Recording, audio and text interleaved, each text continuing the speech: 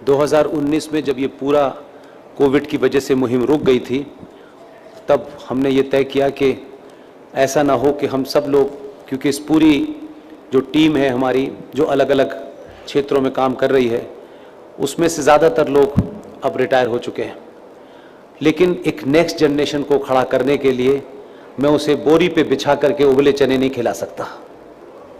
आज का युवा लैपटॉप वाला है और सीसीडी में बैठता है, शाम को फिल्म भी देखता है, और उसे ये करने की इजाज़त होनी चाहिए। राष्ट्रवाद का ये मतलब नहीं है कि बेरोजगार घूमते रहो भूखे नंगे, फटे कपड़े पहन करके राष्ट्रवाद नहीं होता। इसलिए उस दौर में हमने कोशिश की कि एक ट्रस्ट बनाएं और उस ट्रस्ट के माध्यम से हम उसको कॉर्पस फंड को बड़ा करें, और जब तक हम रिटायरमेंट वाली पोजीशन में आने लगें तब तक देश में कम से कम 500 युवा खड़े कर दें। और अभी इस मुहिम के तहत कुमाऊं के अंदर एक युवा 22 साल का लड़का, अक्सर आप उसको YouTube चैनल पे हमारे मैं बीच बीच में बोलने का उनको मौका देता हूं, उसको रूबल पडलिया को हमने खड़ा किया है। एकदम क्लियर है दिमाग में, एक छोटी सी उसने लाइब्रेरी बनाई है। हमने कहा किताबों को पढ़ो, किताबों के माध्यम से जवाब दो और अपने शत्रु से उस पर जवाब पूछो। वो कुरान भी पढ़ते हैं, वो इतिहास की किताब भी पढ़ते हैं। इसी तरीके से एक बच्चा विशाल गुप्ता जम्मू में हमने खड़ा किया है। और हम इसलिए जल्दबाजी में नहीं हैं कि बहुत सारे लोग जल्दी जल्दी आते हैं और उनको लगता है कि 24 घंटे में पब्लिसिटी मिल जाएगी, कुछ थोड़ा इधर उधर हो जाएंगे, थोड़ा शोमैनशिप हो जाएगी और कुछ दिन के बाद किसी पार्टी में किसी नेता की चप्पलें उठाते हुए मिलेंगे। ये मैं नहीं चाहता, इसलिए उसमें समय लग रहा है। लेकिन हम ऐसा नहीं कर सकते कि भाई आज कहा इन्होंने, 2 दिन बाद पता चला वो कहीं चला गया, क्योंकि इस सफर में कुछ लोगों ने ऐसा किया, तब से हम ज्यादा चौकन्ने हो गए हैं। तो हमने उसके लिए ट्रस्ट इंडिया फाउंडेशन बनाया था। अब ट्रस्ट इंडिया फाउंडेशन है, उसको हम सार्वजनिक मंचों से उसके लिए पैसा नहीं मांगते, क्योंकि हमको थोड़ा खराब लगता है, थोड़ा हमारी ईगो भी हर्ट होती है कि हम लोगों की तरह लोगों से कहें, फिर लोग ये सोचें कि साहब इसलिए आप कर रहे हैं। ये नहीं था तब भी 2012 से कर रहे थे, ये है तब भी हम कर रहे हैं। इसमें पैसा होगा तब भी करेंगे, ये नहीं होगा तब भी करेंगे, उसके माध्यम से ही चल रहा है। आपके जो ऑर्गेनाइजर हैं गुप्ता जी और पारस भाई, इन लोगों से मैंने पर्सनल बातचीत में कहा कि इसमें जो भी लोग जो समझते हैं इस कॉज को बढ़ाया जा सकता है वो इसमें कंट्रीब्यूट करें, अपनी मर्जी से करें। लेकिन ये हम अपने लिए नहीं बना रहे, क्योंकि हमने जब ये शुरू किया था काम तो ये तय कर लिया था कि जो कुछ हमने कमाया है उसी को दांव पे लगाएंगे, चंदा लेकर के राष्ट्रवाद नहीं करेंगे। लेकिन आने वाली पीढ़ी के लिए ये हमको करना पड़ रहा है। इसलिए आपने जो सवाल पूछा है वो वाजिब है आपका, और वही ट्रस्ट इंडिया के माध्यम से हो रहा है और कुछ नहीं हो रहा। सवाल दूसरा क्या था आपका? Next question. कोई दूसरा सवाल भी था आपका?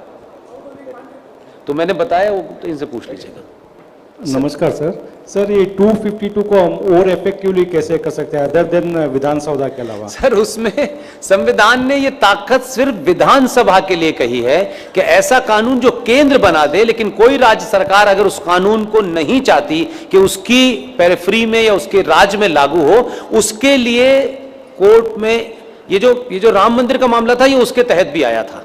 तो हम बार बार ये कह रहे हैं कि जहां जहां दावा करने वाले लोग हैं कि आपकी सरकार है, जहां जहां आप दावा करने वाले लोग हैं कि हमने चुना है, अभी 3 महीने के अंदर ही इनका हिंदुत्व लिटमस टेस्ट हो जाएगा। वो आपके हाथ में नहीं है, लेकिन विधानसभा में 3 महीने बाद ये फिर आएंगे। अभी कहिए उनसे, इसके लिए कोई एक जुलूस निकालिए या एक प्रोटेस्ट करिए, बिल्कुल नॉन वायलेंट। अपने एमएलए से मिलिए, पब्लिक से काम ही नहीं आपको। ये भाई साहब अभी सत्र बुलाएं स्पेशल, इसको पास करके पारित कर दें, बस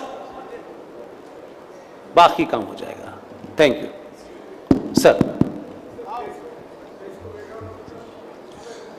पुष्पेंद्र कुलश्रेष्ठ फेसबुक अकाउंट है, वेरीफाइड पेज है ये, तो इसमें दिक्कत नहीं होगी, इसमें ब्लू टिक है। पुष्पेंद्र कुलश्रेष्ठ, राइट? पुष्पेंद्र कुलश्रेष्ठ आप देखेंगे। Sir, major Hegde here, we are retired army officers. Yes and we also want to contribute to the cause which you are fighting for. Yes.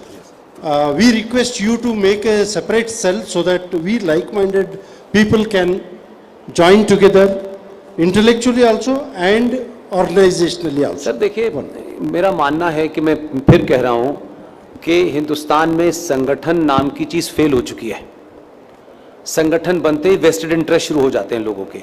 और हमने देखा कि अन्ना ने भी एक खेल किया था। अब अन्ना बेचारे गन्ना खाने लायक बचे नहीं है और वो क्या कर रहा है। तो बना तो था साहब बड़ी ईमानदारी से, बड़े बड़े लोग, आप भी आए, आर्मी के लोग भी आए, बड़े बड़े कॉर्पोरेट वाले भी आए, लेकिन अब क्या खेल हो रहा है। इसलिए मैं उससे बचना चाहता हूं। मैं समझता हूं कि अगर आपके दिल में आग लग गई है तो आप कल से इसको शुरू कर दीजिए, 50 लोग अपने आप जुड़ जाएंगे। ये संगठन बनाना, ये करना, ये बड़ा मुश्किल का काम है आज के दौर में। और आज तो आसान ये है कि आपको मीटिंग के लिए ना कोई जगह चाहिए, आप जूम पे मीटिंग कर लीजिए, मिल लीजिए, उसमें संगठन की क्या आवश्यकता है। Right sir? Anybody else? Thank you. एक और बात बोल दूं? एक ये किताब है, ये कर्नल RSN सिंह साहब ने, इसमें बहुत सारे मेरे इनपुट हैं। इसमें कोई 26 से 28 टॉपिक हैं। एंटी नेशनल लोग अलग अलग जगह, फिल्मों से लेकर के, यूनिवर्सिटी से लेकर के, सरकार में से लेकर के, कैसे वो ऑपरेट करते हैं, ये उसका डॉक्यूमेंटेशन है। ये किताब सबसे ज़्यादा बिकी, इंग्लिश से हिंदी में कराई। मैंने आपके ऑर्गेनाइजर्स को जब ये कहा कि ये किताब ऑलमोस्ट 50% पे जो उसका पब्लिशर है वो हमको देता है, मैंने कहा कि अगर मैं नहीं भी रहूँगा ना, तो जो ये किताब पढ़ लेगा वो RSN और GD बख्शी हो जाएगा। तो ये किताब आपके ऑर्गेनाइजर्स ने मुझसे कुछ मांगी है, आपको चाहिए हो तो इनसे संपर्क कर लें। इसकी किताब की कीमत 400 रुपये के आसपास पड़ेगी। ऐसे ही अनुज धुर नाम के एक बेहतरीन इंसान हैं, आप सुनते होंगे, उन्हीं की मेहनत से सुभाष चंद्र बोस के कागजात प्राइम मिनिस्टर ने डिक्लासिफाई किए, उन्होंने ही किताब लिखी है, your prime minister is dead, Lal Bahadur Shastri की हत्या कैसे हुई थी, वो भी किताब। ये 2-3 किताबें ये चाहते थे, इन्होंने मुझसे कहा कि भिजवा दीजिए, लेकिन मैं इसलिए कह रहा हूं कि मेरे कहने का शायद हो सकता है ज़्यादा असर हो, इसलिए मैंने कहा ये किताब आपको लेनी हो, ये यहाँ के ऑर्गेनाइजर से इनसे ले लीजिएगा। ये जितने घरों में जाएगी वहाँ उतने ही पुष्पेन पैदा हो जाएंगे। बहुत बहुत धन्यवाद सर।